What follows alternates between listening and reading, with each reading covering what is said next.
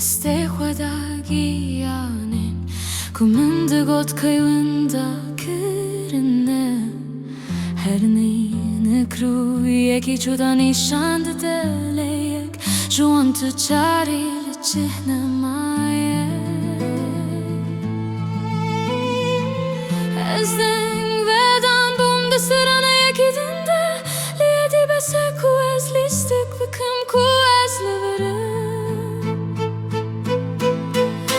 tu yê bibiye ku yekanê min ne tenê navê ku ez bi tenê fîtik bikim ma tu yê mimîne sozek ne şikistî hem bez bikî di bêdengiyê de ku dilê min hîn jî dî axîve min birînên xwe di nav loriyan de dirûtin min bi çavên xwînî li ser têrkan gîr kir her soz mîna xankek bû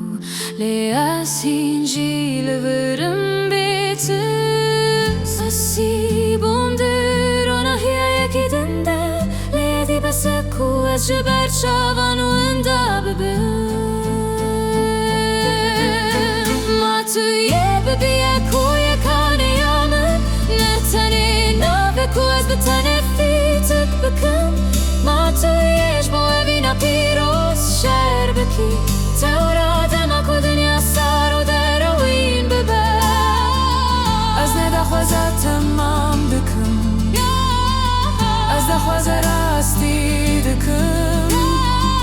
ji bo kesek ku min dibîne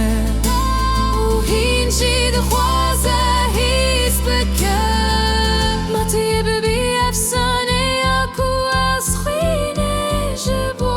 wî dirêjim rastiya ku min tu çarînek şerma jêre lava bikim ma tu yê bibî baxweza ku ez di nav de disekinim dengê ku min çare kidim bangî malê dike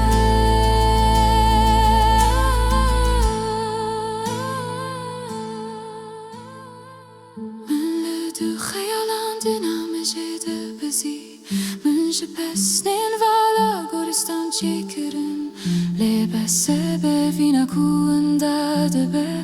ez yê ku di nav hestiran de dimîne dixwazim ma tu yê bibiye ku yekanê min ne tenê navê ku ez bi tenê fîtik bikim ma tu yê mimîne sozek ne şikistî hem bez bikî di bêdengiyê de ku dilê min hîn jî di axîve ma tu yê bibiye